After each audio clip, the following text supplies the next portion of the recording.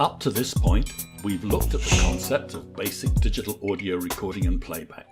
But of course, that's only part of our home studio. What about all those electronic and sampled instrument sounds? The drum tracks, the strings, the pianos, the choirs, the sub-basses, the groove loops. What about the synthesizers that make all the sounds possible? For many musicians, creating music with these tools is maybe even more central to their music production than recording audio. But before we can dive into all that exciting stuff, we need to first look at a very important concept that underlies and supports it. You will probably have heard the name, but perhaps not really paid much attention to it. It's called MIDI, and now we're going to take a closer look. The letters MIDI stand for Musical Instrument Digital Interface, and it was unleashed on the world of music back in 1983.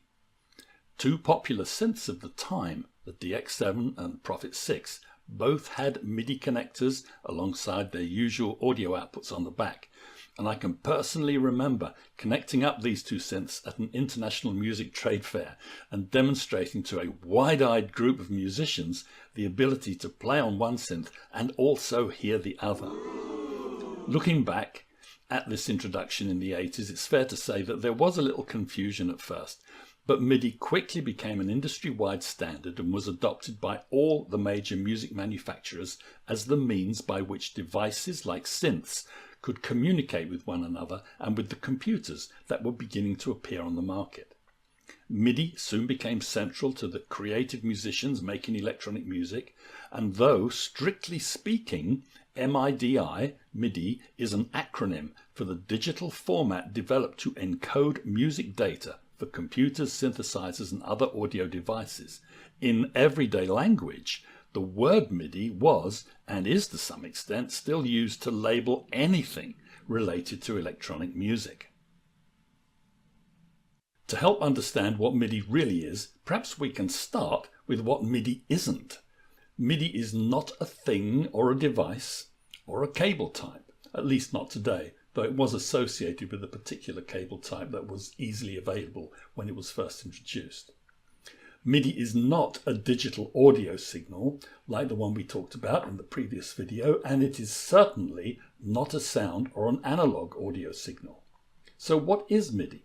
Well, MIDI is indeed a digital signal, but it is what we call a control signal. In fact, it is a set of instructions in digital format that one represents or corresponds with all the information that can be contained in a written musical score, and two, all the variable parameters of any electronic musical device that is MIDI compliant. Let's focus on the musical score idea. In the way that a musical score can be read, understood and played back by a musician with her musical instrument, a MIDI data file can be read, understood and played back by a synthesizer. In both cases resulting in music and sound that we can hear. A score is the analog instructions for a musician. A MIDI file is the digital instructions for a synthesizer. So MIDI is the music language of synthesizers, and synthesizers are the sound makers of electronic music. By and large, the two things, MIDI and synths, are inseparable. If you want to actually hear MIDI data, you need a synthesizer or synthesizers to play it. If you want a synthesizer to make a sound, you must provide it with MIDI data that will tell it what to do. When MIDI data is passed into a synthesizer, it is as if the synth is being fed a list of instructions that say, for example, play this note at a certain pitch. Now play that note at a different pitch. Stop playing the first note. Sustain the second note. Play a third note, but more quietly, and so on. This is exactly like the list of instructions that a musician reads from her musical score as she plays her instrument. But do remember, a musician adds artistic and musical interpretation when she reads and plays music, whereas synthesizers simply do exactly as they are told. So paying careful attention to the nuances and fine details of your MIDI data files will help bring your electronic music to life. So what does MIDI data actually look like? Well, like any other digital data file or stream, at a very deep level, it is a series of ones and zeros, or bits of information. Coming up from the depths a little, we can begin to identify bytes of data, defined as 8 bits. The bytes can be represented as hexadecimal numbers, and now we can begin to observe some signs of organization. Little packets of MIDI data or MIDI messages, each of which contain 3 bytes.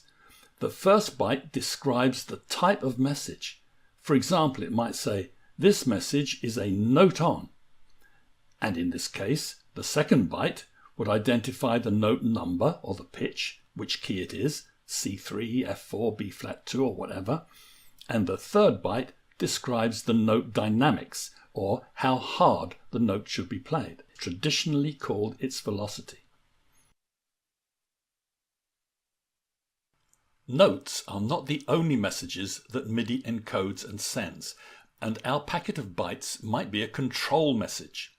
MIDI control messages, sometimes abbreviated as CC for continuous controllers, affect other synthesizer parameters such as volume, pan position, filter position or brightness, reverb or chorus amount, whether a sustain pedal is up or pressed down, or which program or sound is selected.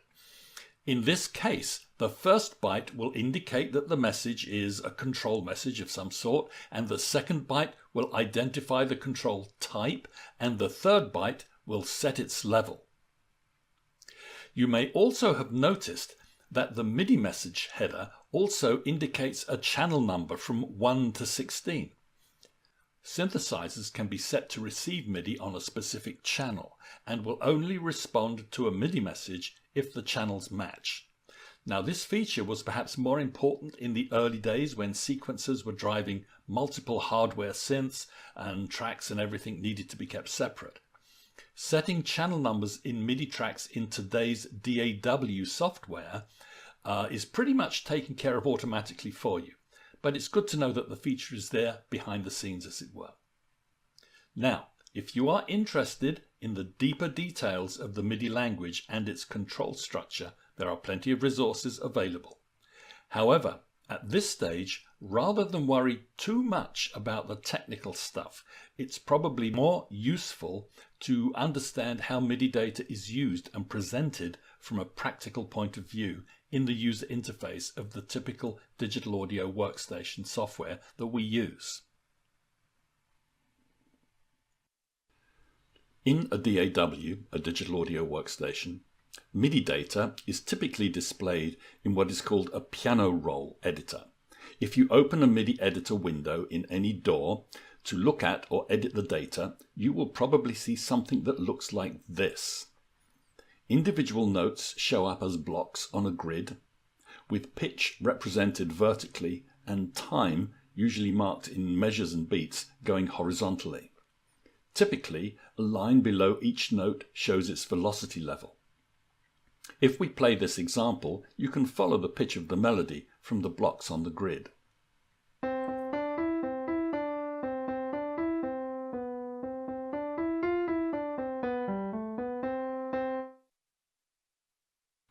Of course, all the parameters of these note blocks can be edited, moved up and down to change the pitch or moved horizontally to change the note timing and length. Their velocity levels can also be adjusted. So you can imagine it is important to practice those MIDI exercises in our course and become familiar and competent in working with this type of editor. Not surprisingly, the piano roll editor gets its name from those mechanical player pianos of the early 20th century.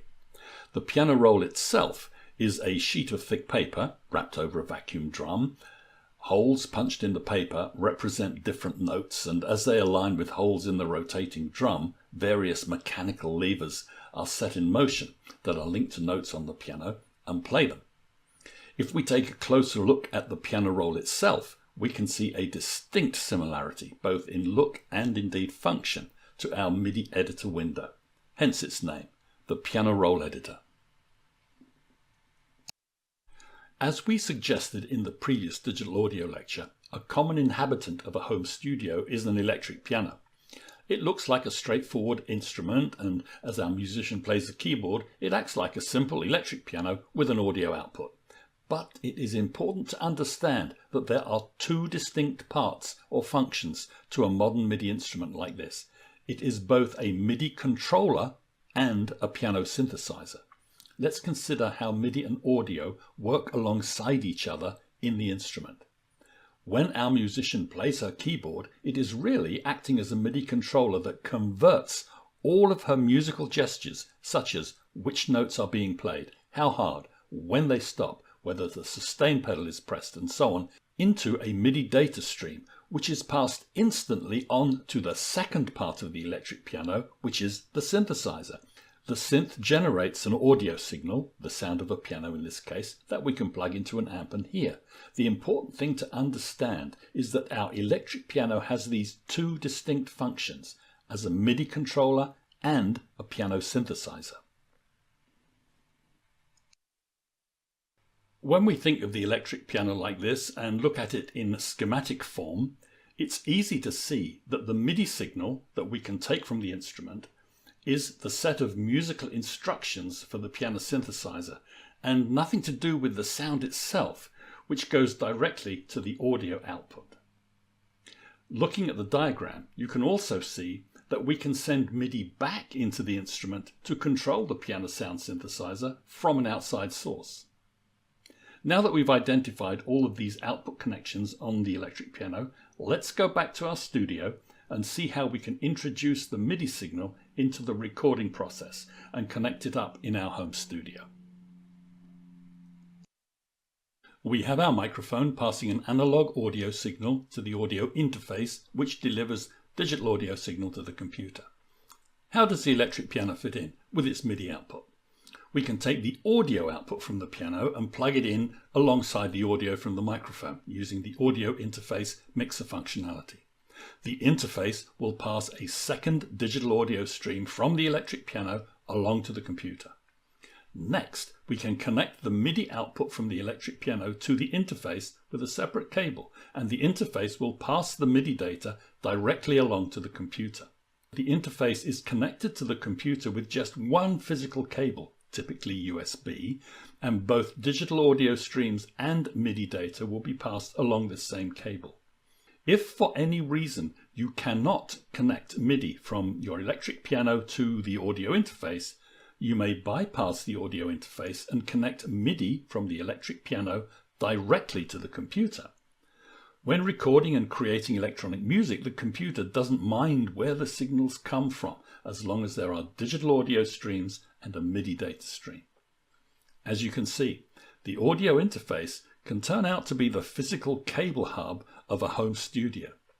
So now, our studio computer is connected and receiving both MIDI and digital audio signals, and we are ready to fire up and test the digital audio workstation software. Before we move on, there is just one mini MIDI mystery to solve. You may have noticed that you can play a MIDI file on your computer using the built-in media or audio player. But we've said that MIDI is not digital audio. So how can this be? Well, this is because Windows Media Player, for example, or the QuickTime Player, contain a little internal general MIDI software synthesizer that sits quietly behind the scenes. The MIDI file is fed to the synthesizer and we hear its resulting audio output, played back through the media player. It can be a little confusing to see an audio media player happily playing back a MIDI file, but this is how it's done. Okay, on to the digital audio workstation.